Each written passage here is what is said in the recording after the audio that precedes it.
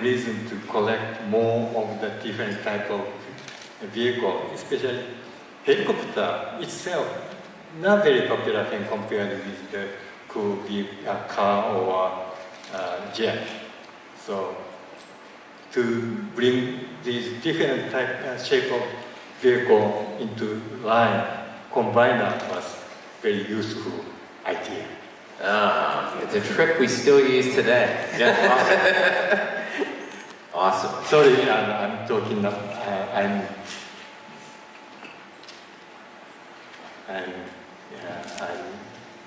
talking about background is something more like a business or then getting more profit. Well, I mean, that is, you know, a great kind of point to bring up is that, you know, as designers, we want to do something that is really fun and cool, but it's also, you know, we want to make sure that we sell toys, so that's like a big challenge. So it's great to hear that insight from, you know, 30 years ago that we're still kind of working with and trying to solve on a daily basis. Very cool. You have any questions? Please raise your hand. Okay, right there in the flash shirt. I have a bunch of questions, actually. Well, let's just start with one. Are you a combiner out of combiners? Oh my God, that's a really cool idea. Wow. Wow. Do you have a resume? Combiner inception. When can you start? Yes, that's a great idea. There's nothing in the line right now, but wow, that's a cool idea. It'd be the biggest combiner ever. Also, are the power of primes going to be compatible with the Titan Masters?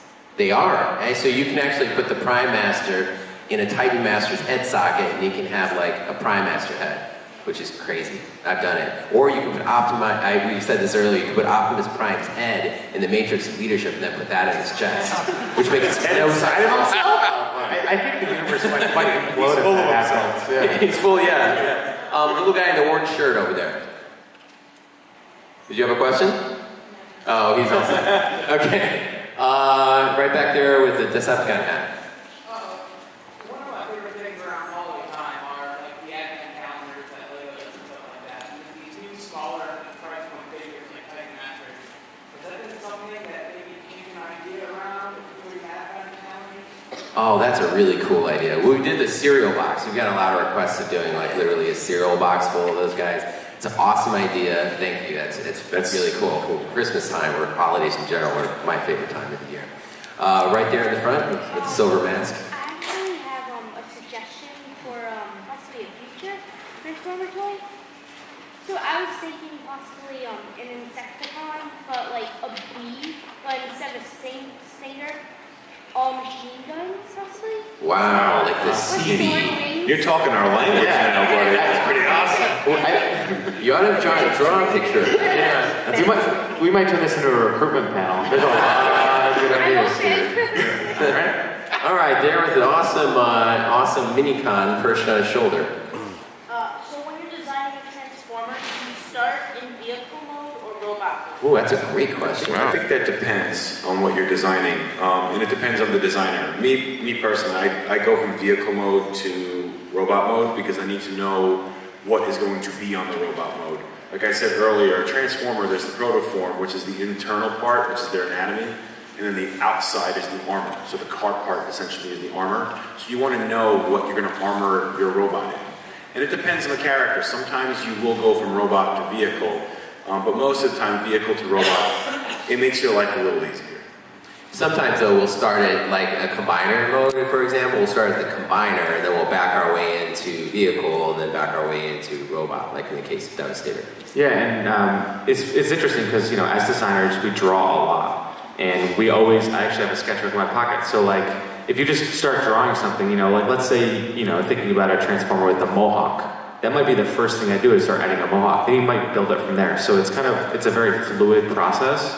And, you know, that's the amazing thing about being a designer on Transformers is there's so many places to play, build from. So it's kind of wherever inspiration hits us. Mr. Yoke, where do you start? Vehicle or robot first? Most time, vehicle. Vehicle, all right. He's actually right, so. Yeah. I changed my answer to what Yoke said. Me too. Me too. Other questions, please? Okay, over there with the lanyard. Yes, sir. But we all have lanyards on. That was terrible. White shirt. In a tight turn line, many of the heads of the tiny little tiny things have any paint applications on them, but Yes. with Kara, they did go the extra mile to paint the faces and the eyes. Yes. And by the way, fans, we really do appreciate the little details that make a big difference. But for Power of the Primes, are there going to be paint applications on the heads or the bodies of those tiny little figures? Well, we do what we can because we want to make sure it's a good value for the consumer.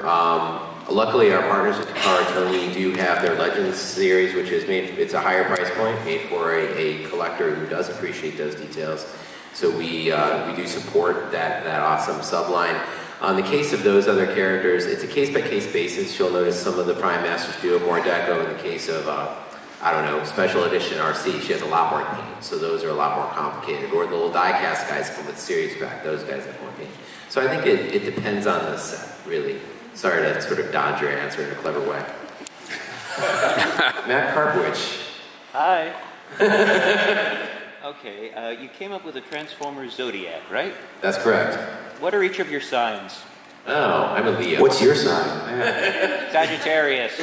I am a Leo, as evidenced by the fact that I am a big ham on stage. Oh, I'm Cancer. I'm sensitive. I'm an Aries. Yoke-San, what is your astrological sign? Do you know? The astrological sign, do you know what month were you born in? Month? Yeah. Leo, Sagittarius. Leo? You're a Leo? No. Oh, wow. He's a lion. Cool. Right there. So I'm curious about your background that would get you to a job like this. So if you have somebody who's passionate about drawing and creating, so is it just raw talent, or is there like school behind it that would prepare you for the job like you have? There's definitely school. We all have industrial design degrees. I think probably even Yoke-San has an industrial design degree. We went to school to learn how to be designers in general. It's a trade which blends engineering and art.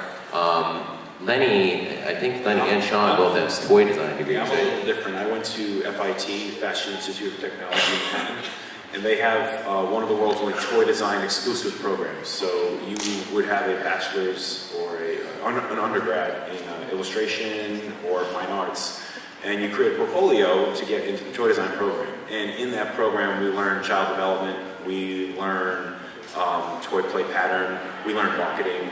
So it's a little different than ID, but it's very similar to our industrial design, where we're just focused more on toy and play pattern.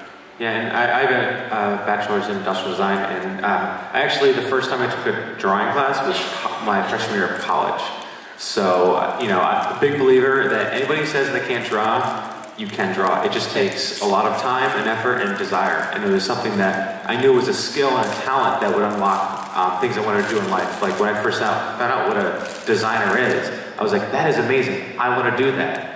It doesn't matter if you're 14, 18, 30, 40, 50. It's never too late to start drawing. And it's an amazing skill that could do anything for you. It's because it's only with the amount of time, effort, energy, and desire you put in. All right, in the back, you've had your hand up for a while. Yeah. So, now I have a few things, but I'll just go. So when you made the Power Master, when you made the new Optimus Prime, the Evolution feature, did you take any inspiration from the Power Master Optimus Prime, the way that he's a Optimus, or technically the original Optimus? Yes. That you could turn the thing and plug it into the box? The short answer, yes. Mr. Kunihiro-san, I believe, also worked on Power Master Prime. No, I don't think so.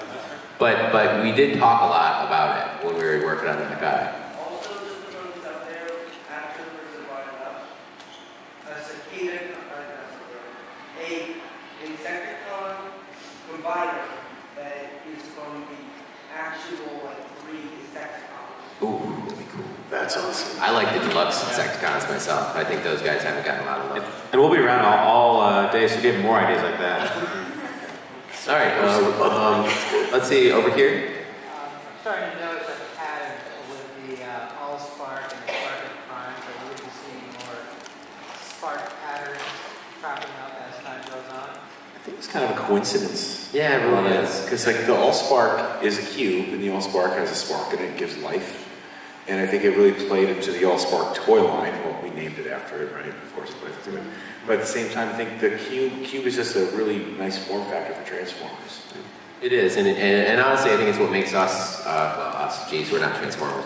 It makes our Transformers franchise different than other robot franchises, because our robots have souls. That's their soul. So I think that's what makes us, our Transformers not like mech suits, something like that.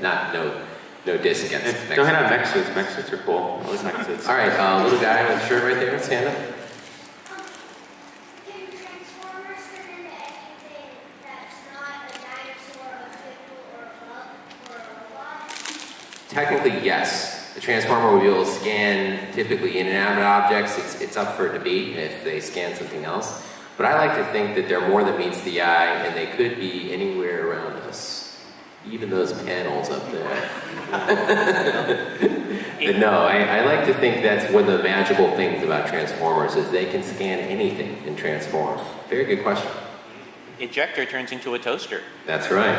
That's amazing. An erector turns into a crane.